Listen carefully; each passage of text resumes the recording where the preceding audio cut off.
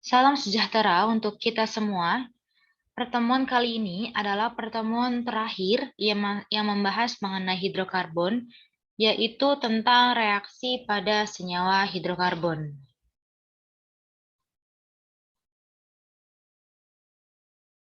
Nah, jenis-jenis reaksi hidrokarbon itu ada 4. Ada reaksi substitusi, oksidasi, eliminasi, dan reaksi adisi. Kalau pada alkana terjadi reaksi substitusi, oksidasi, dan eliminasi. Pada alkena itu terjadi reaksi oksidasi dan adisi. Begitu juga dengan alkuna terjadi reaksi oksidasi dan adisi. Yang pertama adalah reaksi oksidasi. Reaksi oksidasi yang paling umum itu menggunakan oksigen O2 disebut dengan reaksi pembakaran. Nah, reaksi oksidasi itu kan dia plus O2. Ini sebagai reaktan yang di sebelah kiri, sedangkan di sebelah kanan itu sebagai produk. Nah, karena reaksi oksidasi itu menggunakan O2, maka hasilnya itu sudah pasti CO2 plus H2O, baik alkana, alkena, maupun alkuna. PR-nya kamu atau tugasnya kamu tinggal menyamaratakan si koefisiennya. Sebagai contoh, misal, buatlah reaksi oksidasi pada senyawa berikut. C3H8 ditambah dengan O2 menghasilkan apa?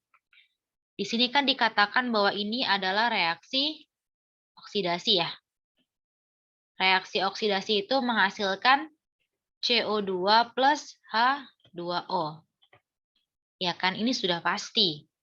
Lalu, kamu tinggal menyamaratakan si jumlah koefisien masing-masingnya. Di sini kan C-nya ada 3 nih di kiri. Ini namanya adalah reaktan. Sedangkan ini adalah produk.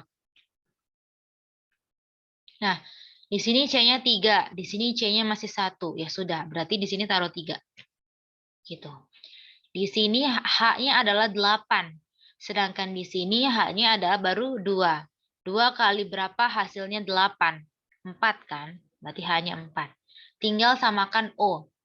Di kanan O-nya itu kan nih 2. 2 dikali 3, 6. Sedangkan O di sini 4. Berarti 6 tambah 4, 10. Di sebelah kiri baru 2. Supaya 10 berarti dikali dengan 5. Jadi C3H8 ditambah dengan 5O2 menghasilkan 3CO2 plus 4H2O. C-nya ada 3 sama 3. H-nya 8, H-nya 8. O-nya 10. 6 tambah 4, 10. Sudah setara. Ya. Jadi oksidasi ingat, pasti menghasilkan CO2 plus H2O. Tinggal samaratakan si koefisiennya masing-masing. Selanjutnya adalah reaksi substitusi. Reaksi substitusi adalah reaksi di mana satu atau lebih atom H pada hidrokarbon digantikan oleh gugus yang lain. Paling umum itu adalah reaksi halogenasi. Artinya dia itu menggunakan atom-atom pada halogen.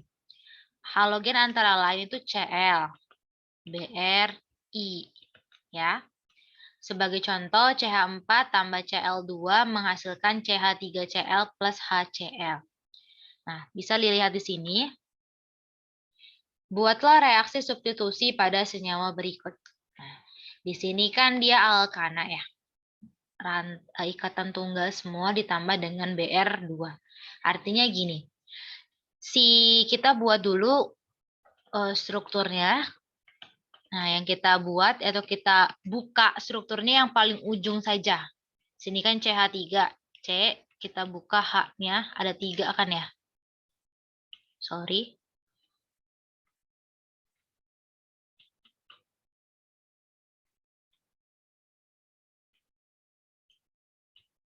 Nah, sedangkan ini BR2 berarti BR gitu ya. Menghasilkan apa? Nah, di sini yang ujungnya BR-nya itu pindah ke H. Jadi si BR itu menggantikan posisi H. Sedangkan H itu pindah ke BR. Makanya yang ujungnya itu kita buka nih strukturnya, ya. BR-nya pindah ke H, H-nya pindah ke BR, sehingga menjadi kalau dibuat strukturnya tetap CH3, CH2, CH2, C, ini tetap H kan ya, atas tetap H. Nah, yang diganti tuh yang ini nih. Ini awalnya H, digantikan oleh BR, berarti menjadi BR. Lalu H-nya kemana? H-nya pindah berikatan dengan BR. Jadi seperti ini. Kalau hasilnya berarti menjadi CH3, CH2, CH2, CH2BR plus HBr. Nanti hasilnya seperti ini. Ya. CH3 tetap, CH2 tetap, CH2 tetap, CH2BR awalnya CH3 menjadi CH2BR karena satu H-nya pindah, ya, digantikan dengan si BR. H-nya yang ini pindah ke sini, berikatan dengan BR menjadi HBr. Selanjutnya adalah reaksi adisi. Reaksi adisi alkena dengan halogen, halogenasi. Ada juga reaksi adisi alkena dengan asam halida. Lihat di sini, kalau reaksi adisi itu dari ikatan rangkap itu menjadi ikatan tunggal. Ya. Ada berlaku hukum Markov-Nikov, atom H dari asam halida ditangkap oleh C yang berikatan rangkap yang mengikat atom H lebih banyak atau gugus alkil yang lebih sedikit. Contohnya bisa kamu lihat di sini. Buatlah reaksi adisi pada senyawa berikut. Nih, adisi ingat dari ikatan rangkap menjadi ikatan tunggal. Kita lihat. Nah, kita buat dulu strukturnya kan kayak gini ya. CH3, CH2, CH. Lalu di sini ikatan rangkap CH2 plus HCl. HCl. Nah, di sini itu kan ikatan rangkapnya ini ya. Berarti ini. Dia diapit oleh CH dan CH2. Pertanyaan saya adalah lebih banyak mana H-nya? Di CH kah atau CH2? Ini disebut dengan aturan Markov-Nikov. Si H yang lebih ini, si H, dia akan berikatan dengan lebih banyak H-nya. Di sini kan ikatan rangkapnya diapit dengan 2 CH. Ada CH, ada CH2. Artinya CH2 di sini itu lebih banyak punya H. Dia ada 2 H, sedangkan CH cuma punya 1 H. Sehingga H di sini pindahnya ke sini. Berikatan. Karena kita mau putusin si ikatan rangkapnya menjadi ikatan tunggal. Kalau H sudah ke CH2, berarti Cl ke CH. Ya. Ingat, H di sini selalu ke H yang lebih banyak. Di sini dia ke CH2 karena CH2 lebih banyak H-nya dibandingkan dengan CH. Sehingga hasilnya menjadi CH3, CH2, CH, apa nih? CH, Cl. Ikatan 1, CH awalnya 2, berikatan dengan H menjadi CH3. Ya. Selanjutnya adalah yang terakhir, yaitu reaksi eliminasi. Nah, reaksi eliminasi itu adalah reaksi kebalikan dari reaksi adisi.